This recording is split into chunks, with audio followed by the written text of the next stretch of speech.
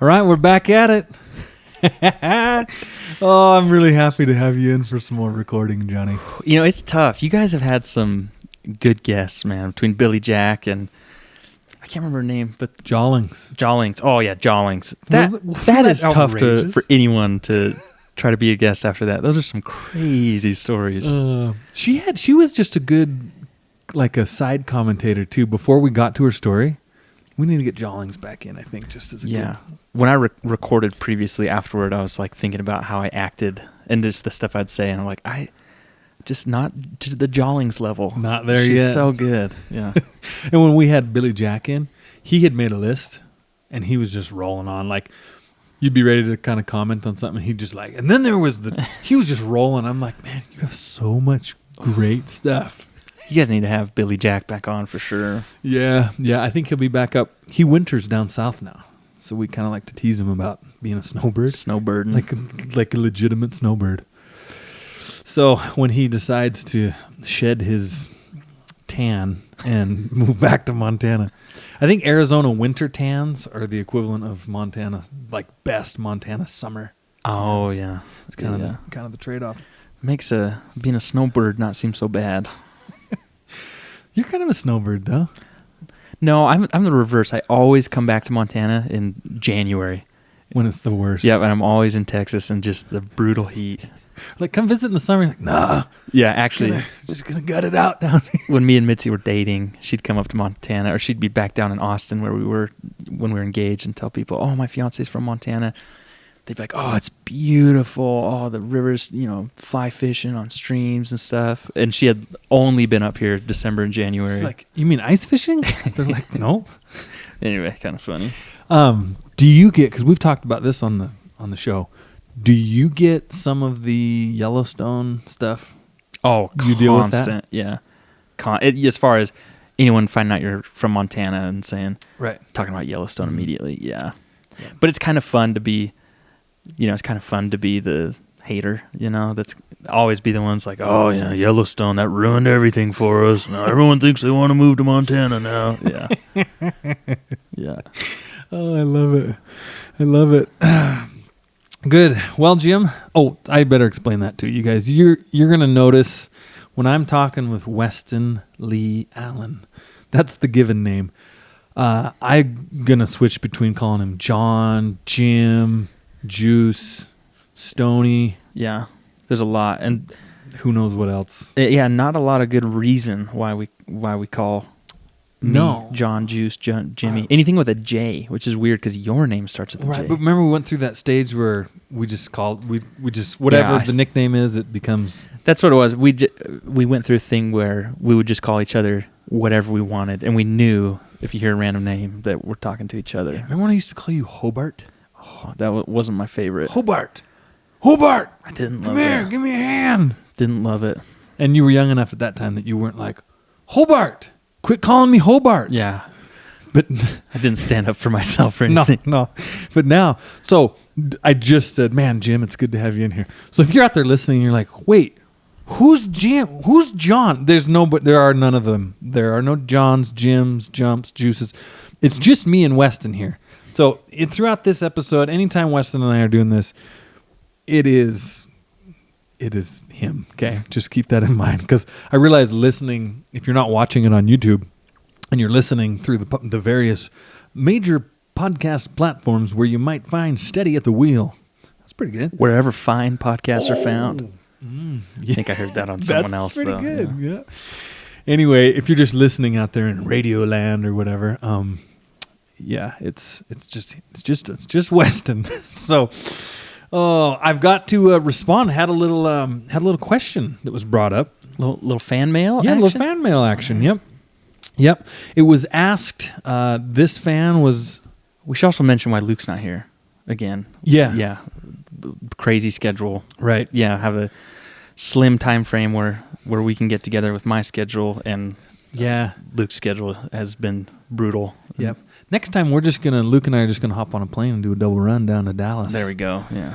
We got to get some more sponsors before then, I think. Yeah. So buy merchandise.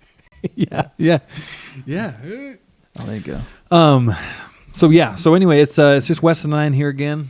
Luke is taking care of business, so here we are. A little bit of fan mail. I still am very uncomfortable in the captain's chair.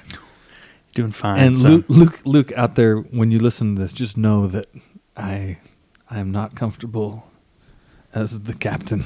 Imagine Luke just listening, going, shaking his Like, head. don't say that. Just be confident and push through. So, okay. So this fan mail, I think this particular listener saw this maybe on Instagram I think that's probably that's where he messaged me from. But he had a good question. He wanted me to explain my thoughts or feelings, experiences, if you will, on auto chains. Auto chains. Do you know what auto chains are? I do, only because you've got them on one of your semis. I do. Yeah. You're right. So I'd heard of auto chains. You guys out there that aren't in the trucking industry, you've heard of people having to chain up. It's where you put chains. You literally, oh man. You do use that I word a use lot. it way too much. But I'm using it in context.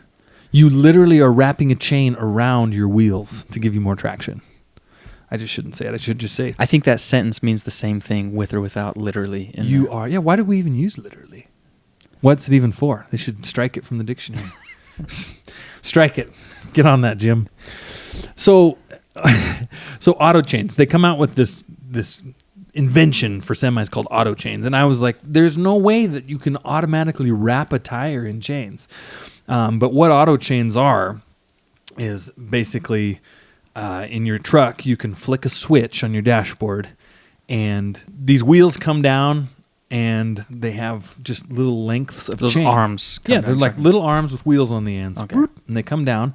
And as your tires are spinning around, going down the highway, those arms contact the sidewall of your tire.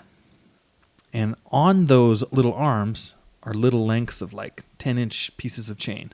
So think of it like a carousel. These little things are... You know the circus fair rides where you sit in the seat and it's suspended by a wire and then they spin the thing and all the seats go out? It's kind of an old school ride. Okay. Might have been before your time. Anyway, it basically generates energy that shoots these little lengths of chain under your tire to give your truck traction. They shoot out. You really got to go watch a video on them to understand how they work. It's extremely difficult to explain. But anyway, it gives you traction on the snow and the ice. And then when... So there's always a chain under your tire as it's spinning? I mean, as it's contacting... Because this rubber wheel that's in contact with your sidewall has like 8 little lengths of chain hanging from it. Think of it like a weed eater. Yeah. You know, a weed eater has 2 strands of wire that comes out Yeah. and it spins really fast. It's doing that right in front of your tire? It's doing that right in front. So as that weed eater, essentially, now I want you guys to just think of this as a weed eater head. As it's spinning right in front of the tire down there at ground level, it's throwing a little chain length under the tire. Truck drives over it. By the time it spits that length of chain out, a new piece is getting thrown under the tire. So it's just always throwing little chains under your tire. That makes sense, yeah. Yeah. Oh, okay, that makes sense. You've seen it? Yeah, I'm seeing it. It's anyway, check it out if you want to see exactly what we're talking about. Hopefully that got put in the video and you don't have to wonder. You're like, move on. So that's what they do. That's what they do. Was he asking for what they do, or he was wanting? I wanted to know kind of the experience of using them. And they're a couple $1,000s per axle to have put on your truck. So if you want a full set of auto chains, it's like $4,000 versus go to the truck stop, buy some old manual chains where you have to stop your truck, get out, put the chains over the tires, tighten them on, get them all set up. Those cost about $150 for just a basic set for one axle. So you're looking at $2,000 versus $150. So why would anybody use auto chains if you're looking at that price difference? This is where auto chains really shine, okay? So say you're going up a hill, weather's a little sketchy, and you're like, man, I'm not sure if I'm going to make it or not. Should I pull over and put my chains on, or should I try to make it up? The most stressful thing in the world, as Rooster mentioned last time we were together, remember when he spun out hauling those cattle up to Pishkin? Mm-hmm. You spin out and you're just like, oh boy, like what's going to happen now? Am I going to stop? Am I going to start sliding backwards? So if you don't want to worry about am I going to spin out? You stop in a normal situation and you put chains on your tires. Then you go up the mountain. And half the time when you get up there, you're like, well, I probably didn't need chains for that. And so you're always like, what a waste of time. Auto chains, you can flick that switch as long as you're going, underneath 25 miles an hour. You can flick the switch. It'll deploy those little arms while you're moving. You don't have to stop. Wow. And it gives you traction. So any doubt at all, it's like, well, if in doubt, just flick the switch. It ain't going to hurt nothing. Roll up over the hill. They are awesome. Once you have them and use them on the highway, you're like, why isn't this standard for any semi deployed, north of, southern Utah all the way? Like every northern truck should have these things on them. They're sweet. There is the downside of them is it's a lot of extra hardware hanging under your truck. There's maintenance. There's airlines. Are they heavy? I mean, just add a lot of weight to your gross? I don't know the exact, but I would guess that they add, 400-ish pounds, total pounds to your rig. Not crazy, but no, but I mean, it adds up. Yeah. 400 here, 400 there, and you start. So what about if it's spitting this length of chain that goes under your moving tire? Mm-hmm. I mean, what if you do spin out and you get stopped? Can you flick them on and then get going? Right. So this would be my experience. What drives Luke nuts? My opinion as a professional truck driver. As a truck driver, as a professional truck driver, my experience as a dentist. So, auto chains are amazing if you deploy them before you stop. If you are stuck somewhere, like you've spun out on a hill, and you're like, okay, I'm going to put my chains out now. So you're stuck on the road, you flick the chains out, and then you try to get going. They're not great. They will still help you, but nothing like manual chains. So for that reason, if you're ever even like remotely close to spinning out, just throw them, man. Flick the switch. Might as well. Because once you stop, and if you spin out with auto chains, you're like you still need to carry manual chains. When you're asking about weight, you need to carry manual chains because in a really bad spot, you can spin out with auto chains. Yeah, that's what I was going to ask. Is are you still carrying manual chains? Yeah. So you are, but the benefit is you're time saving. Yeah, time saving. You're hopefully rarely getting into a situation where you have to. Yeah, and it's time saving. Time is money. And it saves you a lot. I mean, over the course of a winter, if you're driving on winter roads, a lot. The other place where auto chains are entirely, completely, 100% worthless is off of the highway. Oh. So like a really hard gravel road, they'll give you some help if it's really hard. But if there's any looseness at all, they just don't work. Interesting. I think because the ground is loose enough under the chain that it just spits the ground and the chain, everything just kind of gets spit out. Yeah. Yeah, Does that make sense? Yeah, there's not pressure for your tire to hit against the chain, so it's just sinking in the ground probably, and it's like it's not even there. I would think. So another reason why you still have to carry manual chains, because if you're in a dirt lot somewhere loading and you spin out, get stuck trying to hook on a trailer, you're still gonna have to get out and put manual chains on to get around the yard. So I recommend auto chains to anyone that is almost exclusively on the highway and dealing with winter roads a lot. Absolutely. Worth the money. Every single dollar, because it's and chaining up is sounds silly, but it's dangerous on the highway. People are whizzing by, cars are whizzing by, and you're out there buried in a snowdrift trying to.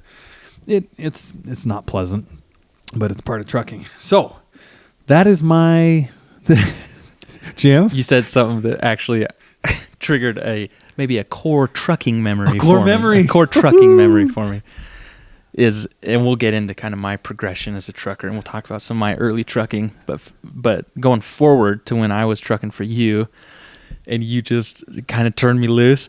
And I remember you saying, "Oh, when we're both around the ranch sometime, let's go down and we'll lay some chains out, and I'll show you how to put chains on." And Luke is so big on this. He's always like. Mm-hmm. You need to learn how to do things before. Yeah. It's like training. Like you should train, like military trains for situations. You should train for situations, and most people don't at all. Yeah. So in this situation, I was more just like a school teacher who got dropped into a war zone, without that military training. Just like, hello. So we never got around to it, and the roads hadn't gotten real bad yet. But I remember I was picking up a load of cattle up in Browning. Browning comes up a lot on this podcast. Billy Jack had some stories. Roos had some stories. Mm-hmm. So it was... And I actually don't have any personal Browning stories. Is that right? Yet. I try to stay clear. But you have one. Very interesting that the guy who's in charge of telling people where to go is the one who doesn't have any stories going up to Browning where everyone's rough stories are. That is true. Like, it's just cold and windy. They just get some brutal weather. The wind is the cause of so much troubles up there. So this actually wasn't, I mean, the weather was pretty decent when I was up there. This is more because I'm an idiot. But I was driving. Hey, I didn't say it. I will gladly say it. I was heading up there in my semi to pick up a load of cattle that I think were just coming back to the sale barn here in Lewistown. So I'd gotten up there. It was in no service and kind of had some rough directions on where to go. And even in this day and age, you don't get that a lot. Most places have cell coverage. Most people live in zones where it's like you can pull up your map and look, but this is like the no zone. Yeah, and what I should have done is in good service taken some screenshots or something of the map. Kind of knew like, oh, there's that building. Yeah, but did not do that, and I had some sketchy directions and realized as I'm going up, there's a place I need to turn left off the highway and go into this up into this ranch lot to load these cattle. Well, and what is the big stress when you're trucking? It's like half of your stress is if you miss a turn. Why is that so stressful? Because you're in a semi. You're not in a little Subaru where you can flip around on the highway. Right. Oh, it is so yeah. People who don't truck probably don't realize that if you miss your turn or something like that, or if you end up going through a middle of a city or something instead of on a truck route, like it is so stressful, especially for. I was just young and not real experienced. Fresh, yeah. And so I had went past. There's no service, and I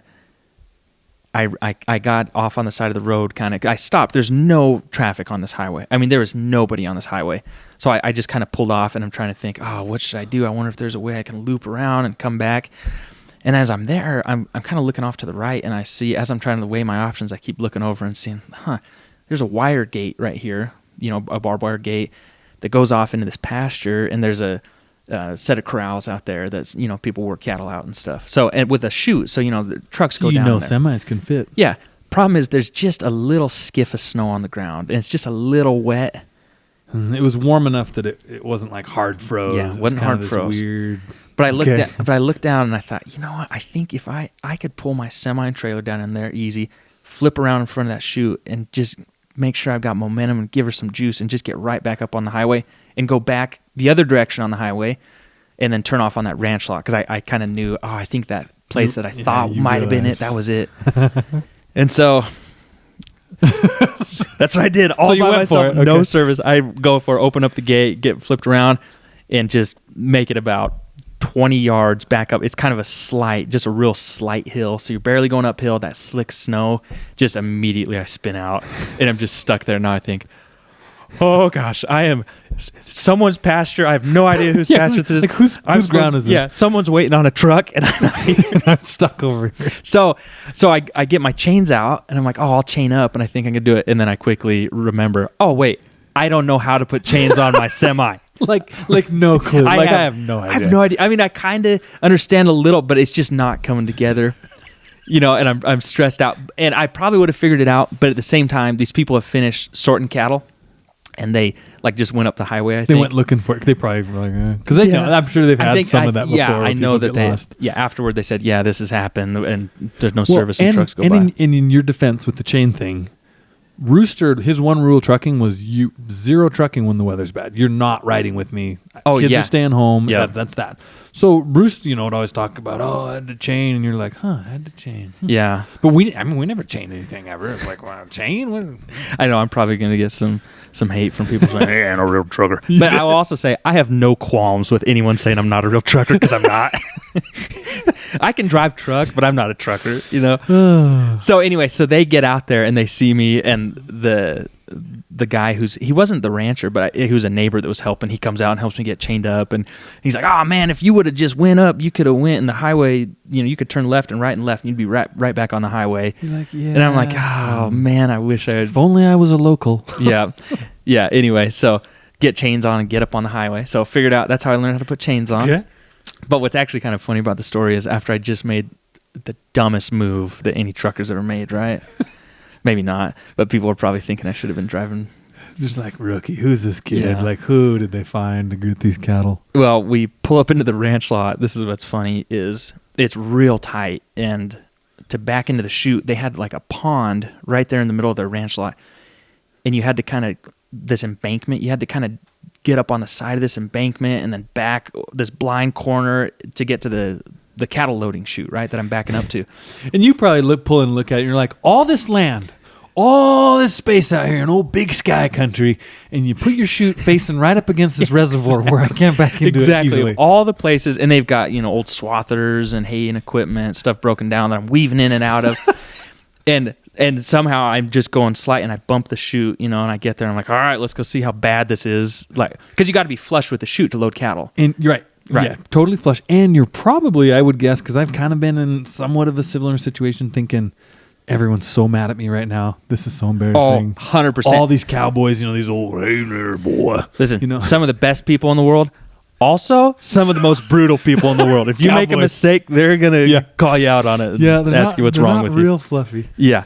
So I jump out of my truck, and this cowboy, the same guy who helped me get chained up, he's just walking just straight at me fast. And I'm thinking, with purpose. Yeah, with purpose. And I'm thinking, the purpose is he's going to come punch me in the face and say, why are you driving a semi? You should not be in a semi. But he comes up and sticks his hand out and shakes my hand and says, young man, you are the best trucker I've ever met in my life. No one has ever gotten flushed with that chute on the first backup. And I'm just like, that is... No, I am the worst. Remember, I'm the one you just had to help chain up his truck that didn't know how to put chains on. But he was so he just forgot all about how dumb I was before. And even when I was pulling away loaded, he's like, I can't believe you hit that thing right on the first try. And I was like, yeah, pretty good, wasn't it? And by the end, you're like, you know what? I am pretty good. I am the best trucker that's ever trucked. Would you call my brother and just pass that along to him? Would you just call him for me? Anyway, so yeah, talking about chains and auto chains. Yeah, and that's a good reminder to everyone. Yeah. If you don't know how to put chains on, do like Luke says and do it now. Yeah, go do it now, man. Like right now, you should go out to your truck and say, all right, let's figure this out. Yeah, let's see. I didn't know how. I could have gotten out of that mess so quick, but they probably would have almost been before they even knew. Yeah, because that's always whenever you make a goof going somewhere to load, you're like, I just want to get this squared around before anybody knows. Before anybody finds out. Exactly. Oh, man. Yeah, exactly. Young man, I've watched 74 cattle trucks come in and out of here, and you're the best of them all. It was so funny. There's a meme. I don't know if anyone is going to remember this. It's an Office meme, and it's like Michael Scott, who's on The Office. Oh, yeah. He's wearing a fanny pack. It's a picture on The Office, and he's like shaking hands with some executive, and he just looks like when he's like way back in his old days. Yeah, it's probably, so I don't know if everyone's going to get this reference, but he's just wide-eyed, like shaking a hand. That was me, this guy shaking my hand, and I'm just like, I don't know what I'm doing here right now. Maybe Matt can put that in. Maybe Matt can put that in. Maybe he can put to me. Yeah. We're asking a lot of Matt this Sorry, episode, Matt. You're really having to work. Oh, man. Weston, hitting the chute perfectly for the first time. Hey! 100%. But that was a little later on in my trucking. Yeah, we've got there's a lot between, That was one of your more experienced stories. Just one of my more experienced stories makes me sound like one of the most inexperienced truckers. Just imagine what his stories were like when he first started, right? Oh man, so let's see. We left off the last episode where I think we had just mentioned we told that I had blown up old Jake. That Detroit motor blew up on me, grenaded. The old guy saved me with his powerful Dodge pickup. And then to fix, basically pay back my mistake. Not that it was a mistake, but it was on me, right? This motor blew up. Allegedly, no one was there. We don't know who's. Here's the thing. Most times engines blow up, it's because you overwrap them. It means like you redline it, and it's like, oh, that causes irreversible damage. Well, a screaming Detroit, they're like, in fact, the old saying was everyone's just like, the best way to drive those, before you get in the truck, slam your fingers in the door, and it'll just make you so stinking mad, and then just drive. That's right when you're in the power band. Yeah, you're just like, you're just mad at the truck. And anyway, so as far as I know, there's no such thing as overwrapping Anyway, so I found those 2 old Freightliners out in the shelter belt that the mechanic told me about. We bought them $500 a piece. We did a little Frankenstein surgery, brought new life to the old rig, the old side loader, and there we are. So now I've made it good again. In the end, it was way better. I mean, it was all for the better because I got this $500 truck that by the time they did the framework and, cut the old cab off, put the new truck on it, I was about $6,000 into this deal. And that was every dime that I had in those days. But we made it square. Now we've got a truck that's better than the old one. So that we still have and use often. Parked right out behind us, and we use it every summer hauling hay. I've never had to do anything to that truck. I have gone over the road with that truck. You did later on. We have some good stories with that. Oh man, we put a few miles on old Frankenstein. So if you guys do watch the Wild Wild West YouTube channel, Frankenstein, if you've seen in the background, it's the silver Freightliner. Anyway. Rattle can silver, I should say, by the way. We got good with rattle cans. We're going to talk about that a little later. We got real good. So we had Frankenstein, but we also had bonus truck. So, remember this, you guys. So the deal was you have to take both trucks. This guy wants them gone. And you're like, okay. Well, the second truck, we didn't talk about this in the last recording. The second truck was a twin. It was only a couple VIN numbers off. 1988, 9-speed, 350 Cummins, just a little economical. What they call them, Formula 3? Was that what they had? Yeah, Formula 350 was on the deal, yeah. And they're just like the little baby cousin of the Big Cam 400. And it's kind of like, okay, this is what the regional trucks. And if you saw line haul trucks hauling FedEx trailers between 2 cities and stuff, that's the kind of engine in the 80s they would have put in one of those. Yeah, so if you're hauling cattle in them, someone's like, what do you got in it? Yeah, you don't want to come right out and be like... Yeah, I'd always just be like, what'd you say? Man, it's loud out here. I can't hear. Anyway, we'll catch you later. Yeah, have a good one. Yeah, just try to dodge the question. Yeah. But so reliable. Yes. So anyway, we get the other one, and this truck was I don't know how it got its name, but it was about the time that that movie the guy, LaBeef, the sheriff. Yeah. What's that called? True Grit. The new True Grit, the remake. So we named this truck LaBeef, and I don't know why. I think it was because it had the Formula 350. I am a LaBeef, this kind of like the French, oh, yeah. Yeah, even though the character in that isn't very French. No, yeah. So anyway, LaBeef. LaBeef had about 1,100,000 miles on it, 1.1 million on it, original motor. Tranny worked, but it was, everything was just pretty loose, well worn, well used, totally different from Frankenstein. And the last thing that was kind of the icing on the cake for LaBeef was that it had been jackknifed. Yeah. And later I come to find out the cool history on these trucks was the guy had bought them brand new, so they were one owners, clean one owner. What a deal, boy. You're making money on this deal. Right. You actually really are. Yeah. So the guy bought them brand new, and he had a contract to deliver school milk, lunch program milk. The little cartons that you had in elementary school. He had a contract to deliver milk to all these schools in a certain part of the state. And so he bought these trucks brand new, and that's what they did. That's all they did is just kind of regional. That's why they had these little engines in them and little 9-speeds. Yeah. But anyway, on a fateful winter day, that truck got jackknifed. So it crunched, the corner of the cab was just totally crunched in. And it was pretty obvious with the original colors. But once we brought LaBeef back home, after we got it running as well, it also needed an injector. I think I got it running for about $1,500. Had to put batteries in it and an injector. So you're about $2,000 into LaBeef. Just, yeah.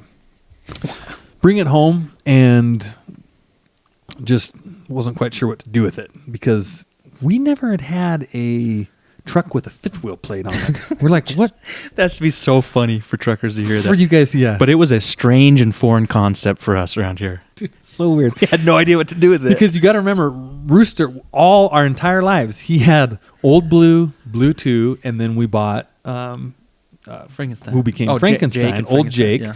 Which was also a California side loader. So it's a straight truck with a box. There's no fifth wheel plates. There's no hooking up the hook the airlines and make sure your pin's locked. You're like, what are you talking? I don't even know what any of that is. You just load them and jump in and roll. The trailer's always hooked up to the truck. Like, you don't undo anything. It's always together. We only want trucks that you can only do one thing with. Right. That is it. Like, and even the places, those side loaders, the corrals have to be set up in such a way that you can pull the truck in sideways instead of backing into the chute like you did up at that reservoir. Yeah. You have to be able to pull the whole truck in perpendicular to the chute. And it's hard to find a chute that allows for that. The place where I backed in, never in 1,000 years would you ever be able to get in sideways. Because most chutes are like recessed back into the corrals. Yeah. So you just can't park a truck perfectly perpendicular to the chute. So we only want semis that you can only do one thing with, and you can only get in about 10% of all the chutes in America. Yeah. So here I just find myself kind of stuck with this jackknifed Cabover that runs, just kind of an old, but it works and seems to run. It's got that old Cummins, don't ever want to die, but just don't really know what to do with it. Just, I don't know. Here it is. So there it sat for a long time until I found something on Craigslist that kind of piqued my interest a little bit. The old Craigslist. Craigslist. You guys remember how glorious, before Facebook and all that, how glorious Craigslist? It was like the place. Any and everything. Craigslist. That's right. Just go to Craigslist. Have no idea how they made any money, how the site worked, nothing. Just the most bizarre, bland, plain, like, what? They make this in 1992 when the internet came out or whatever? So I'm cruising around on Craigslist one day and I find over in western Montana, this guy is selling some kind of a big like a big square bale packer. It wasn't a square baler. Some of you guys remember these. I can't remember what they called them, but you'd park this big module, kind of like a cotton bale module packer. You'd park this, you'd put hay in it, and it would like make kind of a loaf. And then you drive away, and it left a loaf. Kind of like the old loose leaf stacks, but this was like a little more compact. I have no idea. I don't know. It's a Western Montana thing. Western Montana thing. Yeah. The weed and the weird. I teased about that on my last YouTube episode, hauling cattle out of there. Anyway, so I'm not looking at the module. I'm seeing something in the background, and I'm like, what? Of course, I sniff this thing out like a hound dog. I'm like, Rooster. So I call Rooster over, and I'm like, hey, is that what I think it is over there in the back? I'm like, look at that. And we look, and sure enough, it is a set of California side loader doubles. So there was two ways to haul cattle back in Oregon and California. You either had the straight truck like Rooster's and the pup trailer you pulled behind, or if you were someone that enjoyed a little bit of versatility in your trade, you could get a set of doubles. So it was just two 28-foot trailers hooked up to each other, and you'd pull it with a single axle regular semi. So I'm like, what in the... So this was not for sale. This was in the background of a picture. Yeah, of something else that was for of sale. A loose hay module maker that you had no interest in buying. No interest. On Craigslist in Western Montana. Exactly what it was. I didn't know that it was. I thought it was at least for sale. Oh, no. But my thought was this. If this guy is trying to sell something as worthless as whatever this hay thing was, he would definitely sell something as worthless as a set of side loader doubles, right? And the story got even better, so I called this guy. I still remember his name. Charlie Jaquette. Good name. Super nice guy. Well, Chucky J. Chucky J. So call him up, and I'm like, hey, what about these doubles? He's like, oh, man, I bought those a few years back at some auction, and I thought I hauled 2 loads of cattle down to Butte from Kalispell to Butte to the sale barn. And I'm thinking, I wonder how you unloaded over there. I jumped him out in the parking lot. Yeah, seriously. Seriously. So he goes, yeah, I just use them. And they were fine, but I don't use them. I'm like, well, what do you want to sell them for? He's like, I'm not really interested in selling stuff, I guess. You got anything good to trade? And I'm like, I don't know. One of my pet peeves when people put up a thing and they're like, willing to trade, what do you got? And you're like, could you be a little more specific as to what you're looking for in a trade? Like firearms to automobiles to tools to animals. I mean, what do you... Yeah. Could you give me a little... So I'm like, well, let me think on it. So I go to Roost and we're thinking about what do we have left on the ranch that is equally as worthless. We got to get a hold of these things. Right. And they're completely worthless to this guy. He knows there's no way anyone's going to buy them. And so we go out back and we're like, And that came with the place when we moved to this like 10-foot wide John Deere little seeder. All the seeding tubes, everything's rotted off of it, like so defunct. It's just kind of one of them pieces that just came with the place. You're like, I don't know. Yeah. Still had green paint on it though. So we're like, well, we have an old cedar. And then we had also that old Heston swather that we bought right when I left. Yeah, the thing was... And you're the only one that got to enjoy any good use out of it. Because all the time, That's right. it like ran great for you guys. It was fantastic for me. And then we moved here, and it was just like, what is this thing? It doesn't even work. So as soon as the same guy who blew up the Detroit, as soon as he started running the Heston swather, things kind of went south. All I ever got to do was drive it home. No, from Haynes's. Yeah, I know. We never even used it on the ranch because it just didn't work right. So it just sat there, and it was a little 12-foot swather. It's too small for this country over here. So I call him up, and I'm like, hey, we got a Heston swather, and we got a air seeder. Kind of like you can have the swather, but you have to take the air, not an air seeder. You have to take the old drill with it. The old drill. You got to take it with it. Kind of like I had to take the two semis. I'm like, well, okay. So I send him pictures and all that. And back then it was like, got the digital camera out and emailed him a picture, And I was like, I don't need pictures. Do your trailers work? Will they? And then the other deal was you have to. No, I went and picked them up. I'll come pick them up, but will they work? Oh yeah, they'll pull. So I get in LaBeef and drive bobtail up through Browning over the mountains. And hook these things up. And I'm like, I don't even know. Like, I knew how to hook stuff up because I'd worked for Billy Jack, Yeah. But I get hooked up and I'm just like, just feeling all cool driving. Everyone's just looking. They're like, Cabover? California side loader doubles? Like, what is this? And I'm just like, yeah, it's all good. Hey. So anyway, we get these things brought home. He comes over, hauls the swather away, takes the old grain drill, and I felt like we made a pretty good swap. Now, the reason that we wanted these is because we, in the whole vein of efficiency and all this, we started thinking, at this point we have two semis now, if you remember, to haul cattle up to the mountains. So we cut from 12 rounds to 6. Yep. But we got young Stoney here, who is just a budding young operator. Oh yeah. We could put him in LaBeef, and we would have a third semi rigged up. Okay, and then we could cut that would cut it from 6 down technically to 4, but couldn't haul as many cattle, so probably to 5 rounds. Yeah, but it's it's a good training opportunity. Just like we're all going up there anyway, you might as well just follow us, right? Yeah.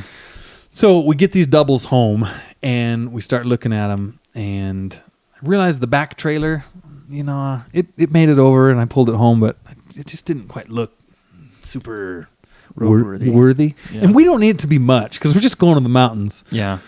But the lead trailer, it had aluminum wheels on it. Aluminum wheels. That's all you need. As far as I knew, it was like, well, if this thing has aluminum wheels, it's probably pretty nice. So I'm sure everything's fine. Right? So we unhook the back trailer and leave it. So now we got Rooster loading up in Blue 2, and he could haul about 40 pairs or so in there. And then I'm loading up old Frankenstein now. Frankenstein could haul one less than Rooster because he had a little bit longer box. And then we get Weston in LaBeef. In LaBeef, pulling this 28-foot side loader lead trailer thing. Yeah. It's really unique, guys. Really unique. This was kind of before the times of pictures and Instagram and all that. So some of this stuff you just don't have a whole lot of, like, what? Oh, actually, on my Instagram, I took a picture of that set of doubles the day that I sold them, that I got rid of them. Maybe. So I will make sure we post that up. Yeah. But anyway, so we give Weston the 20, and I think if I remember right, you could actually haul 10 cows on top. And you could haul 9 cows on top, 8 cows in the belly, and then calves, about 10 calves on the nose. On the nose, yeah. So you had a decent little run of, some stuff. Doing some damage. Yeah. So we get to this, it's springtime now, it's time to roll up to the mountains, to the upper ranch. You guys remember this upper ranch, we mentioned it last time, 25-ish miles of gravel, the last 7 or so being really windy, really up and down, really tight. Yeah. A lot of side to side leaning too on them. They weren't. Yeah. Remember that? There was that one. Oh, where I do. The whole road would kind of. Yep. I remember it well. Like, and then it would level out. Anyway, just really challenging.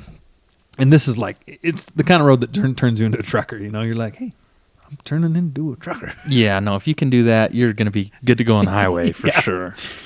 So we get all rigged up. We put together a paired train. You know, we got all the right mama cows, all the right baby calves rather, and we're loaded up and we're headed up. Yeah.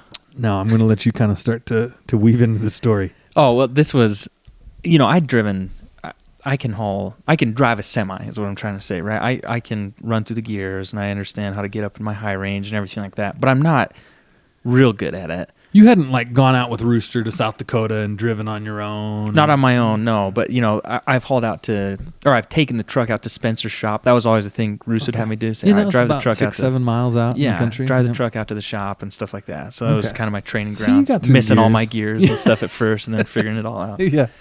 But I remember loading up in LaBeef, pulling that 28-foot trailer, and then just with the old 9-speed, just trying to keep on Rooster's tail.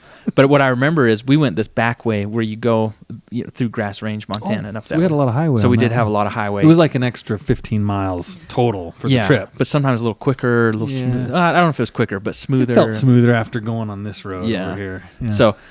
But I remember hitting the highway after loading up and just getting there and just trying to concentrate. And then old Jaxon, I remember you calling my phone. And I remember trying to answer the phone, thinking something's wrong, and you're just like, "Hey, buddy, how you doing up there? How you liking trucking, buddy?" You hold it. I was like, "Jaxon, I can't talk right now. I'm grinding gears. I don't know what I'm doing. I don't know what's happening, man. I don't know what's going on." But Jackson's like, "You're all right, buddy." But I mean, it was as soon my first load ever. Right, I'm like a sophomore, junior in high school. I'm pretty young and by myself. Yeah. And then just immediately Jackson saying, "You doing all right there, little buddy?" And just, I'm just like, why are you calling me right now? Please let me just concentrate and pray. And this was pray. And this is long before cell phones and driving. It was like, hey man, it's the Wild West. We got a bunch of flip phones. And Yeah, I couldn't put it on speaker. Anyway. And then I also remember, so by the time we worked through the highway, I'm feeling pretty good. You know, it's in the first few miles you start feeling comfortable. Yeah. And then we hit the gravel, and I remember Roos just spitting up dust and me being just right on his tail. Just can't see. I'm just right. Just can't see anything. I don't know why, but I remember you making fun of me and just saying, "Why don't you back off a little bit, man? Let some of that dust clear up." But I'm just right through the cloud of dust, just making sure that I'm following Rooster, keeping up with him. Dude, and I don't, some of the dustiest roads at times, coming out of winter, you know, depending on the spring rains, it would just be like you could see Rooster's cab and part of the box, and then everything behind it just gone. Just a cloud of dirt. And somewhere in there's Weston just swimming. just doing the butterfly, you know. But those roads, I mean, those gravel roads, I mean, they're good roads and stuff, but you just got so many hills, and then like there's that real steep one where you come up and it's a sharp corner in the steepest hill, so you're just, you know, dropping gears like crazy. It was, you know, for learning how to truck, it was pretty valuable for me, because once I started driving, you know, flashing forward to when I'm on the highway, I'm just like, this is the easiest thing ever. Hauling cattle up to the upper ranch is the worst, right? And this is when you were saying, you know, or Rooster was saying, sometimes you did. I would let them do things unsupervised. This was definitely one of the, like, you're doing scary stuff in this old truck we pulled out of the woods. And I didn't know enough to like go through, like, how's the brakes? I have no idea what the brakes were like on. I don't know. This is a full farm truck. You know, we're just doing farm truck stuff. We're not out, you know, whatever. As time went on, we looked at more of that stuff. But at this time, no, we're just running wild, you know. Oh yeah. But that was a crazy trip, because we mentioned on the last podcast that, or last time we recorded together, that up at the upper ranch, if you got any rain, once you drop down those last 6 or 7 miles, it's on a creek bottom. It's not really graveled. It's just a dirt road. It's dirt, yeah, totally. So dirt. if you get any rain, we had learned through experience. Sad experience. But if there's any rain, you're not getting down on that road. We had a time, you know, a couple years probably before this was all happening, but where Rooster got stuck down there, and we had to get cattle out the side, jump some out the side. So he got stuck, and had at least it was a paired up load. It was in the early days. He got stuck. Yeah. And just coming around this corner, just couldn't go. And we're like, oh, no problem, we'll go get the tractor. Well, I rode this tractor the 25 miles, rode it all the way up to the mountains, hook it on, didn't even, I mean, it was like, ha, ha, ha, ha. So nice, stuck. nice try, not happening. So at that point, we ended up jumping the cattle out of the side of the truck. You know, there was a kind of a cliffside thing, that not a cliff, but a sharp hill. Yeah. So they just kind of jump onto the hillside and then. Yeah, and we trailed on 10 miles or whatever. Yeah. But so with those experiences, we learned. So we get up to the top of this bench, and it's probably kind of even. You know, I think we'd actually made one round and came back and got a second load actually. So it's kind of evening time. Yeah. And we get up to the top of this bench right before you drop down there, and it had been kind of sprinkling rain and, you know, some noticeable precipitation. And we were, after that first round, we were cutting it tight because we were, at the time, Weston and I were playing in a traveling country dance band where we would basically get hired out to play for like conventions, you know, weddings and like Western conventions and things and rodeos. And our biggest show, I think to date, I would say at that time, we had got booked to play in Dickinson. Yeah, the Dickinson Rough Rider Days. Okay. Yeah. Big rodeo thing. Big deal for springtime rodeo. For Western North Dakota. Mm-hmm. And so we got hired to play. Big deal. Need to make an impression. A lot of the rodeo people there, you know. Yeah, right after the rodeo. As soon as, you know. It's like the night. Yeah, it's like the big entertainment for all these rodeo folks. Right after the bull riding's done. Pulling a big semi-flatbed trailer right in the middle of the rodeo grounds, and we're playing a big show. That's what's going on the day after. That's the next day. That's tomorrow, so to speak. Yeah. So we know we're pushing hard, but we had this day's worth of cattle paired up. So we have to get them up. Yeah. Right. So anyway, that leads us to where we were, to where we get up there with this last load. I think it was the last round. Yeah. Yeah. And the plan was, okay, we're going to get up there, we're going to unload. Weston and I will jump in a car and we're going to drive all night to Dickinson. And the show was the following night. So it was, you know, we had some time. We're going to get to Dickinson and we're going to play the show. But the good Lord had different plans. Yeah. We get up on top of that bench right before we drop down to that real rough. This is section. It. You either got to go or you don't go. This is all. Yep. And so we all stop at... well, you know what I remember from this? What? We come around that last curve to the final straightaway before we drop down onto the creek. And we come around that last curve, and I just remember looking above, because it was all those rolling hills. So you'd see Rooster going up a roller, and then he'd go down, and he would vanish. And then here comes Weston up the roller. Not far behind, right on his butt. Right on his tail. Yeah. And then he would vanish, and, you know, and I'm bringing up the back.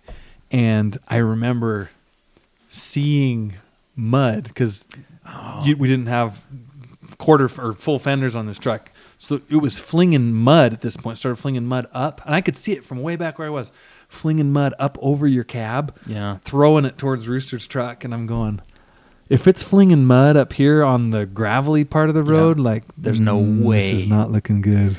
Yeah. So we got stopped, and we walked down that hill and go see what it's doing, and sure enough, we've got no shot. So we've got 3 trucks loaded with cattle up on top, evening time. Next day, we've got to get to Dickinson, North Dakota to play this show, and that's the situation we're in. That's where we're at. And our band leader had already left. He was, you know, he announced the rodeo. He announced. So, and it was a big deal for him. Like, this was in, you know, he was announcing a lot of rodeos back then. And that was his thing. They loved him out there. He did a great job. Like, that was. So if his band lets him down, it's going to reflect poorly on him. Yeah. You know, so it's kind of high stakes for him. Oh, and this is the last spot where we have service too. Yeah. Oh, yeah. Because once you drop on the creek, it's gone. Yeah. So we're calling Kyle, the guy who's in the band, the kind of band leader, and trying to get things set up, and so we kind of come up with a little bit of a plan. And we made a plan, and we honestly thought sun will come up in the morning, we'll be fine. Yeah. Because it had kind of cleared off, stars were out. Yeah. You know, we're like, it's going to clear off tomorrow. Yeah. But the plan was, worst case, it'll dry out. We'll get the trucks in, and we'll charter an airplane. This is, again, something they would never do for anyone other than the youngest child. How'd you like that? Come on. Just always fitting digs in there, man. So youngest child thing, we'll charter a private plane for you to fly to Dickinson. Okay, We'll put Jaxon on an Amtrak tomorrow, maybe. Okay, hang on. This is Kyle setting this up, okay? So this is... Was it his connection, the plane? Yeah. Oh, it's a relative Kyle's or something. the one, yeah, somebody knew. So he's the one trying to set all this stuff up. But that's the plan. So that's like worst case scenario. We're either going to get in, we'll unload them, we'll drive to Dickinson, everything's fine. Worst case, we'll unload them, Weston will hop on a plane after lunch. And because Jaxon was playing bass, and they had a bass player out there that they knew. Yeah. But no one had the golden harmonies that they could replace. No. But so sure enough, wake up the next morning and have to wait out. We go down there like we sleep in our trucks. I loved it. That was the first. I was like, and get to sleep alone in my semi. Like that seemed like I'm the real deal trucker. Oh man, yeah, truly. And we go down there at like 9 a.m, walk down to check, and the roads. It's like, not even thinking about drying out. No. And that's when we realized like, we'll be lucky if it's dried out by 2 or 3 in the afternoon. Yeah. And that's what it was. Yeah. It took most of the day and finally got dried out. As soon as it was dried enough, all three of us get our trucks down in there, get unloaded, and then Mom was up there with her like waiting with her Suburban, right? She comes up, and I left my truck up there, jump in with Mom. This is the most rock star I've ever felt in my life. Jump in with Mom, fly back to the ranch, get some like nice clothes and my guitar. Roll into town, get on this little tiny airplane, throw my guitar in back, fly to Dickinson, North Dakota, literally land in Dickinson, take a car right to they're doing sound check. They're on the flatbed trailer, jump up on the flatbed trailer, and then it pulls onto the rodeo grounds and play a show, and then drive back with the fiddle player. With the fiddle player. Caught a ride with the fiddle player from Billings the next. So it's just like boom, boom, boom. So for a young, junior in high school, that was probably the coolest thing that could ever happen. Oh, yeah. Oh, man. So that was pretty fun. I play in the band. They fly me to the shows. Oh, yeah. Telling everyone, I'll just get your plane to my next show. No big deal. Ain't no thing. Oh, I don't even know what it cost either. I have no idea. I don't know. Oh, you know what? He got a cut rate because that guy, whoever flew that, his kids, I think he had split custody, and they were out in like Fort Pierce, South Dakota or something. So he had like a backhaul? So, yeah, he was on the way out there. He was flying himself out there. Anyways, and Kyle knew him. He's like, just throw him in. I'll drop down. I don't even know if he charged Kyle for it. Oh, wow. Yeah. That's a good favor. Yeah. So I wasn't quite as fortunate. I didn't get flown. Well, I think probably it was more like from Dad's perspective. He's like, I'll give you Weston, but I ain't giving you Jaxon. I need some real help around here. That was and then what I remember was thinking like, no, I will stay. I will help you, Father. We will finish the work that has been laid for. My approach was more like, you guys good? Okay, I'm going to peace out. Yep. Yeah. So, I don't even know if we were done hauling by the time you got back because you flew out and back so fast. Yeah. We might have been just wrapping up that day.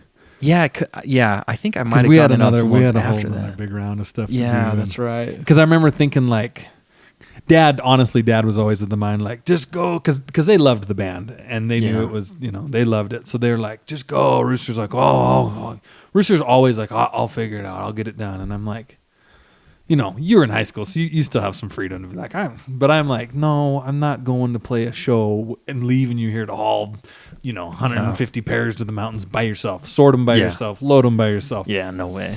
So anyway, that was your kind of your.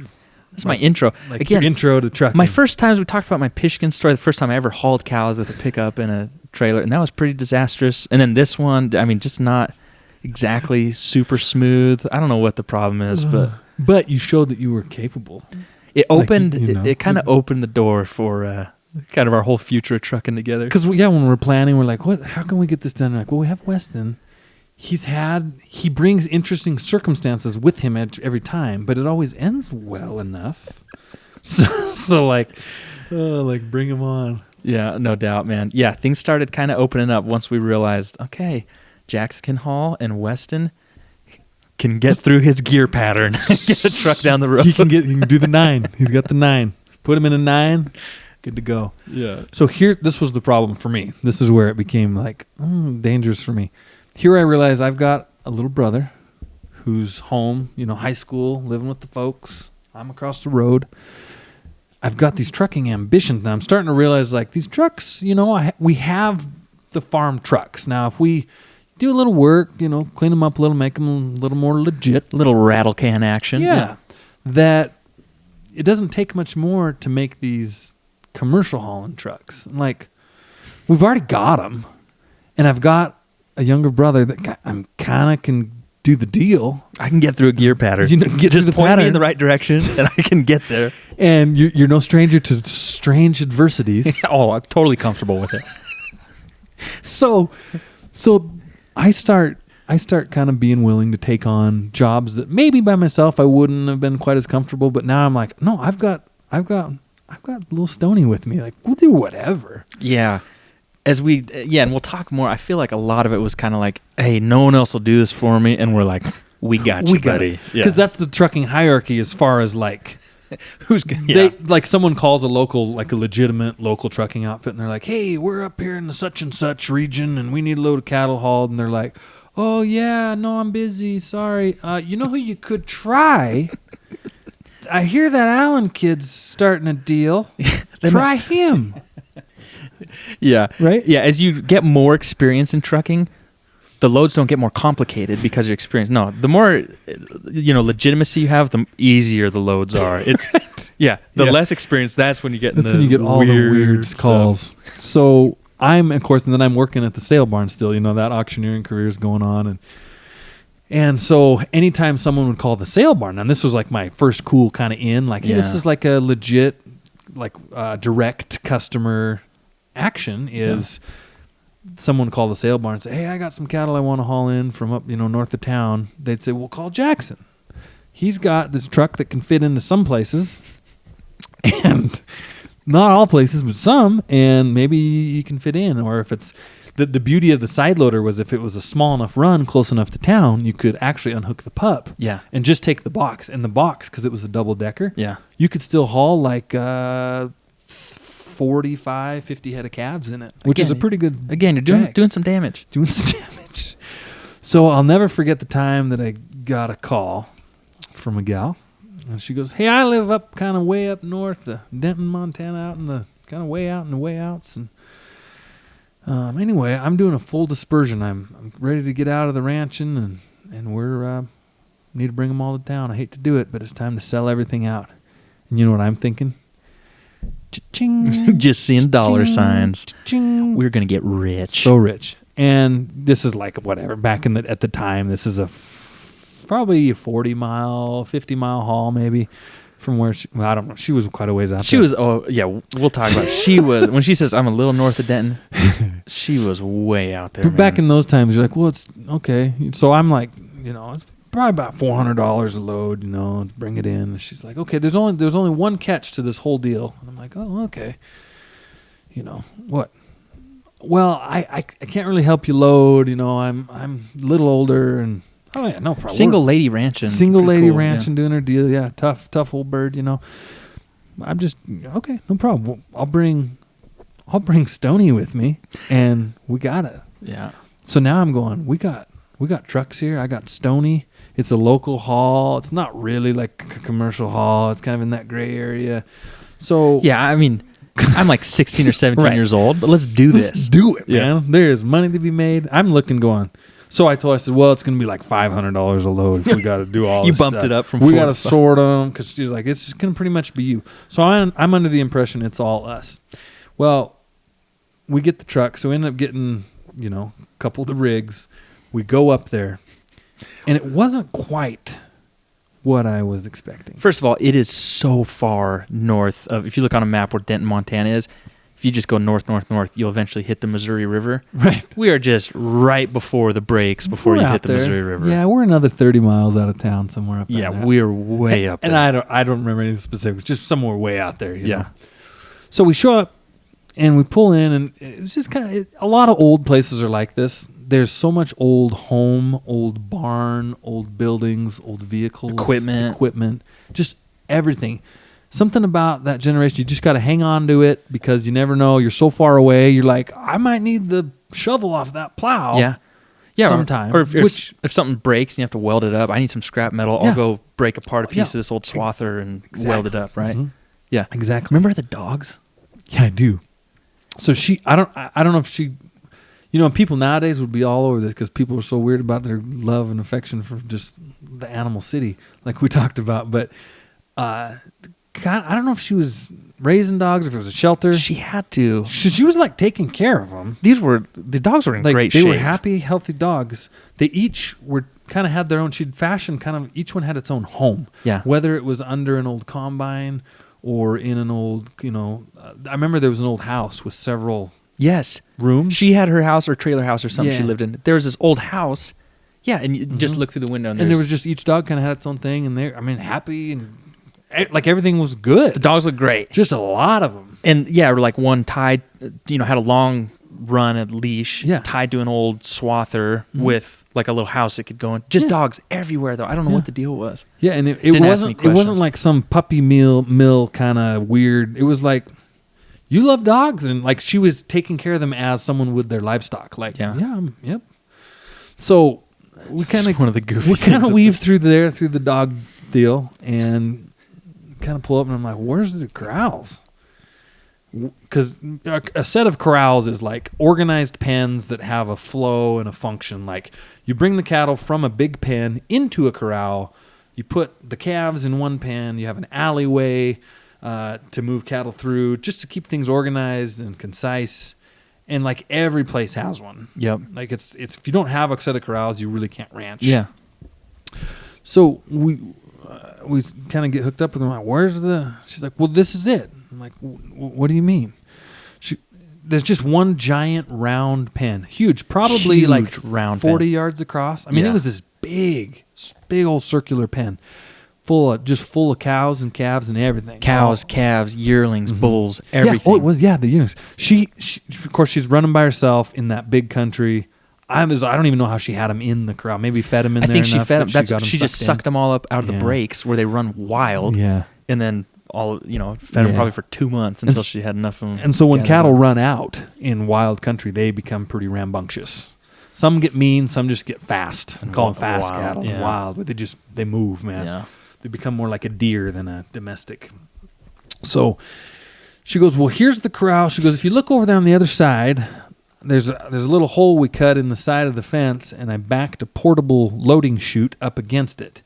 So I figure we can kind of just push them all up there, and you can get them in.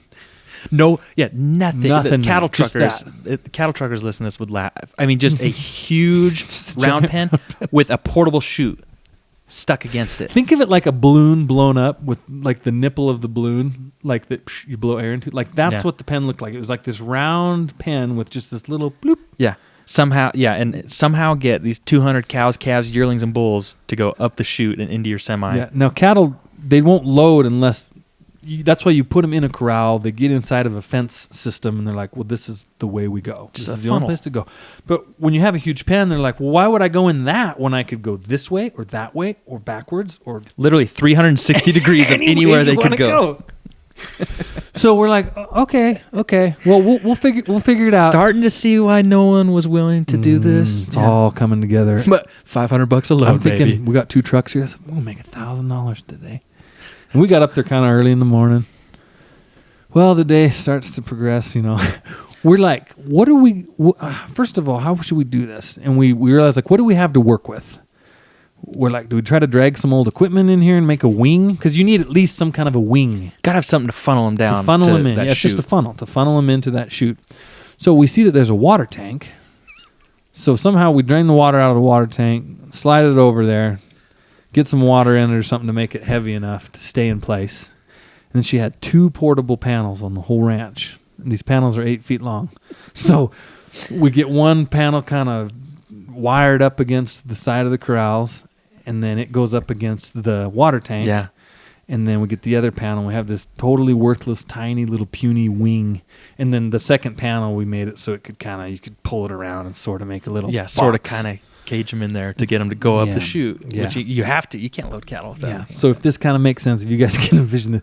So this is me at age like 23, 22 in Weston in high school, just dutifully, whatever. We're out here doing it. Yeah. Whatever Jay says, I'm doing Let's it. go. So we start, and she didn't leave. She kind of stayed out there. And we're a little bit losing our cool. Livestock can tend to make you lose your cool pretty quick when things don't go. Yeah. I mean, she was great, like knew everything she was doing. I don't think that she probably did a lot of, and obviously based with her system, I don't think she did a lot of like cattle work in as far as sorting and stuff. Nose cattle. Luke's talked about this before. You know cattle, but you've never worked. Yeah. Like you don't know how to handle cattle. Yeah. And I think she's a little bit in that boat. She never wanted us to like yell too loud. She didn't want us to close gates too hard or anything. Really? And we're like, and again, these are a bunch of deer, basically, right? These are all it's like a corral full of deer. Crazy cattle. Just running every which way. They're wild, yeah. You're trying, and it's so full of cattle that you're almost always to get run over or pushed or bumped. Yeah. You're just in the mix of them. You're just in this ocean of cattle. And so finally, we realized it was going to take a little bit of aggression towards the animals to get them to go. Yeah. I mean, not like, we just had to like be a little assertive with things, right? Just, get after it a little bit. Yeah. And so finally, nicely, and in very nice, trying to like the bedside manner thing, like customer, deal. Hey, I really appreciate your help, but we're going to have to kind of do this our way. Hey, you're paying us an extra $100 to do this anyway. So why don't you go, start meal feed prepping some dogs. feed your dogs. So she did. She left us to our own. And then I still don't know how, but whatever, we got it done. We got these 2 trucks loaded after hours. It was like nighttime by the time we left. It was nuts, yeah. So we roll in like 10 hours later with these 2 $500 loads. 10-hour day, a legit 10-hour day. Yeah. We roll in. And I'm thinking the whole deal was going to be a 1-day easy. 4 loads back and forth to town. Boom, boom, boom, boom. We get to town and we unload, and people at the yards are like, oh, how'd it go up there? We're like, don't want to talk about it. Don't. And I remember that I have a co-worker that works sale days at the auction, Jake Fulbright. Shout out Jake. Lives up that kind of, not up there, but within 50 miles of there. Real close. He's a neighbor. I call him like, Jake, we're at so-and-so's place, and I really need your help. I don't even know what to do. Like anything you can bring yourself, panels. Yeah. Jake's a good hand. And he's a heck of a hand. He's been out on his own doing it for a long time. So he shows up day 2, and more or less, we get it done. I remember loading some calves where we would have to, we'd get them started, and this might have been the last load. You know how the last load always is? Oh. On an outfit like this. Horrible. Last one, why? Why is the last load always the worst? If you got 4 loads, right, the first 3, you're getting all the cattle, but as you're bringing them up, the same cattle are blowing back on you, right? The willing participants load first. Yeah, right? Exactly. So to speak. So the willing ones, the remotely willing, the tough ones, those are all gone. All you're left with is the no way are you getting me in the truck. That's all you're left with for your last load. So we've got Jake there, but we would... Oh, and we got with that water tank cattle jumping through the water tank. And it was just it was crazy because that was part of our panel. Yeah, our wing.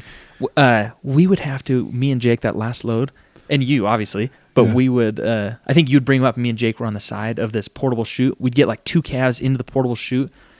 We didn't have anything, so we'd have to take a lariat rope and run it. Yeah, because I couldn't push them up because I had to hold the gate shut. Yeah, so that we wouldn't lose everything else. Yes, exactly. So me and Jake would push a lariat through the back of that portable chute and tie it up. So that's holding the cattle's butts, a rope. Putting pressure so they can't back And then down. we'd have to crawl up in the chute and turn around and tail them into...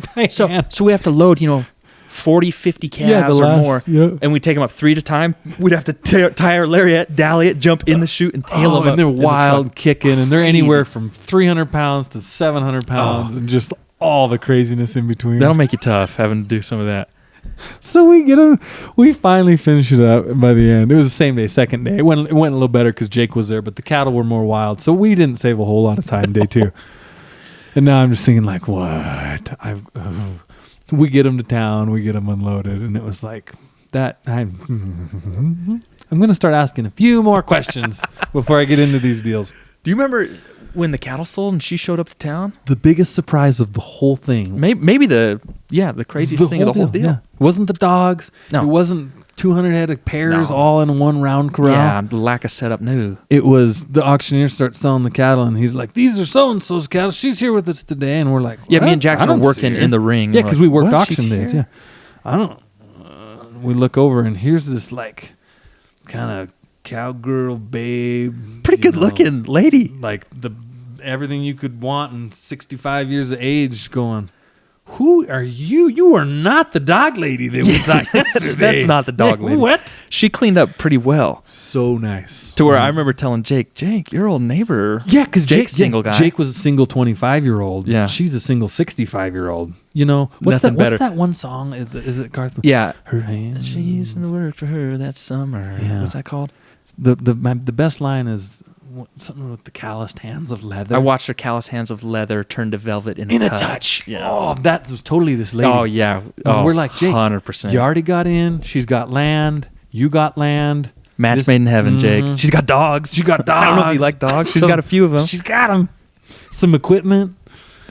And but Jake wouldn't bite. The whole kid wouldn't bite on it. Yeah. Oh, but again, for me, I was just getting schooled in the school of hard knocks there between first load up in the mountains and all that craziness, and then first pay-in load up this 2-day adventure in the Missouri River breaks of Montana, having to load all these cattle by hand and the craziness. It was a beautiful thing. But after that, I felt like we can about handle anything. Like seriously, after that, like what? I've been to the mountains. I've been stuck. I've been flown on a plane. I've been to this dog farm thing. What can't I do? Except put chains on my truck. Somehow through all this, I never learned how to put chains on. Chains. Oh, you guys. So we're out of time for this episode, but I guess the next tease out of this for how this progression continues to flow would be that now I'm seeing we did get this done. I have a legitimate workforce behind me. What else can we get involved with that will fit our schedules? You had a pretty cheap driver too. A pretty cheap driver. I don't know if you ever got a dime. Actually, I never questioned it. I didn't really care. It didn't matter because all of it was still going back, trying to just pay off old Frankenstein for that $6,000 deal. Yeah, trying to get that savings built back up. Oh man, Stoney, thanks for heck yeah. for sitting. It's so fun to go through these. Yeah, so all this stuff you forget. Again, it's hard fun or silly fun. This was just more hard fun where you look back now and you're like, what? Yeah. But at the time, it was not a joke, Jim. But pretty awesome that you got profitable pretty quick on those trucks because you got into 2 trucks all in. You were $10,000 or $8,000 all in on 2 workable trucks that were doing the local work, and we kind of had them fixed up to run. So anyway, you guys, if you have any inquiries, any questions, anything you ever want clarified or whatnot, hit up the email. steadyatthewheelpodcast@gmail.com. Again, all these are on our YouTube channel, Steady at the Wheel on YouTube. If you want to see more of this kind of stuff nowadays of what's going on here today, you can kick over to the Wild Wild West YouTube channel that has a lot of my current trucking adventures on it and whatnot. But you guys be good out there. Until next time, we'll talk to you later.